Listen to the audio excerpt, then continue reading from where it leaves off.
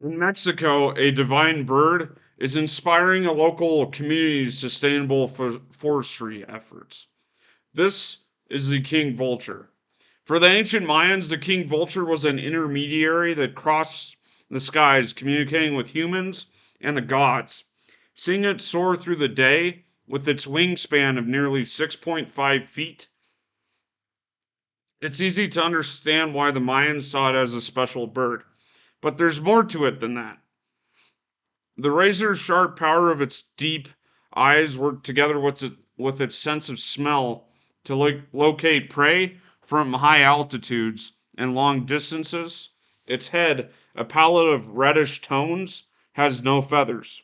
This ensures that there's nothing to cling on for bacteria inside the carrion that it feeds upon. It actually stands 31 inches tall and weighs 30 pounds. The king vulture, also known as Sarcoramphus papa, it prevails over other scavenging birds without even having to start the fight. A fight. The gray plumage around the bird's neck forms such a compact circle that the Aztecs called it Coachquahuitl, or collared eagle. Its elegant white feathers with black trim led a Swedish person, Carl Linnaeus, to give the species name Papa, which is Latin for bishop.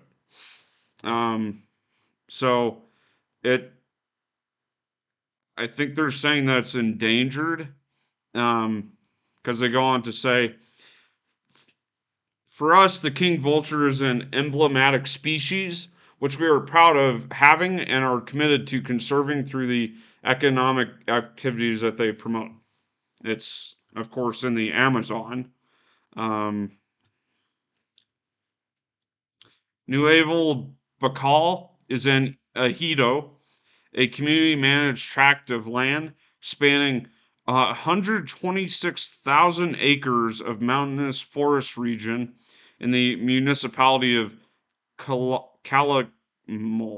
For more than a decade, the community here has been conserving over 1,000 acres as a sanctuary for the king vulture, um, and a space where extractive activities like logging and hunting are banned.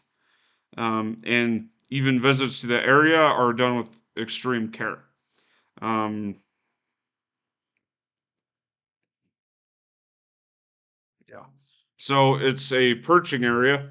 Although the king vulture has been a bird of interest to humans since before the arrival of the Spanish, um, there's still limited knowledge of its life cycle. The king vulture is very sensitive to human presence, and in fact, the researcher had to stop his research for that reason. Um, and that is Sophie Colme, who specializes in global changes that have impacts on vertebrates and rainforest environments, which is such a specialized uh, forte or whatever. Um, so the oldest records of the scientific literature about it only date back to the 1990s. So there's not a lot that says about it that we know about it. Um, so according to this team of scientists, it's very particular in the terms of the habitat it chooses. It prefers to live in well-preserved humid forests at a high altitude far from the presence of humans and close to bodies of water. Although it spends a large portion of the day high up in the trees scanning the ground for food, it prefers to rest and roost on native tree species. These include the sapodilla, the false tamarind, the machiche, and the black olive. Scientists refer to the areas where the king vulture rests as perching areas, and this can accommodate up to about 30 individual vultures although it prefers to be alone during the day.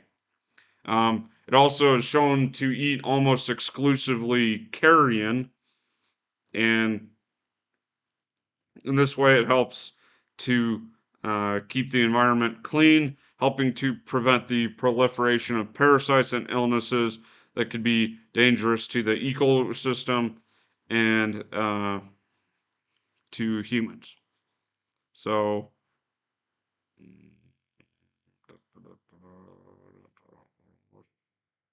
so going on their habitat, these large birds live in the uppermost branches of emergent canopy trees, anywhere from Mexico to central Argentina and Trinidad. They perch high up in these trees so that they have a great view of what is going on below them. They have excellent sight and rely on it to watch out for other vultures that have spotted carrion. Their sense of smell is not as good as that of other types of vultures, so they don't always use it to detect food. When it sees that other scavengers have discovered a meal, they shoot down from the sky and push the others out of the way. And this is one way why they were called the king. They eat almost exclusively carrion. So, yeah, what that's why they're vultures. I I personally think um, is kind of ugly. Like to me, it has an ugly head, but I don't know. So when a king vulture lands, other birds make way for it. Though it appears to dominate over a feeding site, it actually relies on other stronger beaked carrion eaters to initially rip open the hide of a carcass. Its conservation status is least concern, so it's I guess the lowest level. I'm just gonna read the conservation statuses that they list. Least concern, near threatened, vulnerable, endangered, critically endangered, extinct in the wild, extinct, data deficient, and not evaluated. Um, So they have short, broad wings. From the neck down is white with a black band running along the rear edge of the wings. A small collar of feathers at the base of the neck is blackish gray, while the bare skin on the head and the neck is orange, green, yellow, and purplish blue, as you can see. The crown is covered with small bristle like feathers, and the bird has a fleshy wattle directly above the nostrils. King vultures do not tolerate cold conditions well. Males and females look very similar to each other. They eat only carrion. Um, they have a strong, thick beak, which is well adapted for tearing, and long, thick claws for holding the meat. They have keen eyesight and a good sense of smell, which they use to find their food. So, reproduction. They nest on the ground in tree stumps, hollow logs, or other natural cavities.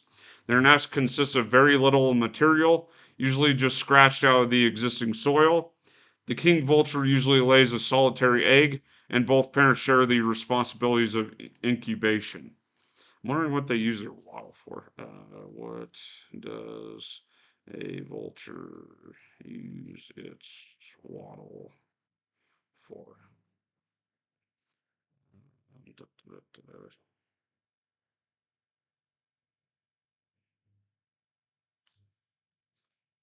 Okay, so a bird's wattle, wattle, is a fleshy carbuncle um, hanging from various parts of the head or neck in several groups of birds and mammals. Caruncles and caruncles. I'm sorry, I don't know how to say it. And birds include those found on the face, wattles, dewlaps, snoods, whatever the hell that is, and earlobes. Wattles are generally paired structures, but may occur as a single structure and is known sometimes as a dewlap. Wattles are frequently organs of sexual dimorphism In some birds, caruncles are erect, blah, blah, blah, tissue and may or may not have a feather covering. They're often such a striking morphological characteristic of animals that it features in their common name. For example, the southern and northern cassowaries are known as the double wattled and single wattled cassowary. Uh, yeah. So, no real purpose besides, like, yeah. Anyways, this has been your host, Luke. Like this video if you liked it. Subscribe for more. Hope you have a good day. And tell me what you think about this ugly bird.